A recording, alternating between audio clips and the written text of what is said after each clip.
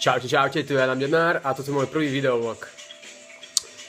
V nasledujúcom roku by som chcel začať znova blogovať, ale nie formou textu, ale formou videí. A to z dôvodu, že video je také osobnejšie, to je prvá výhoda. Druhá výhoda je to rýchlejšie. A nechcem robiť žiadne štrukturované videá, chcem, aby to bolo veľmi prirodzené, budem vyjadrovať svoje myšlienky, svoje pohľady na život a to, ako žijem a všetko, čo robím.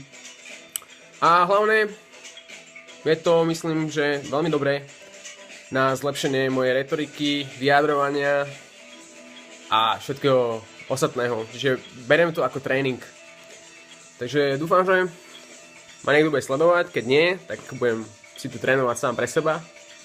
A ak áno, tak budem sa snažiť dávať veľmi dobré názory alebo veľmi dobré informácie, hodnotné, a dúfam, že to niekomu pomôže.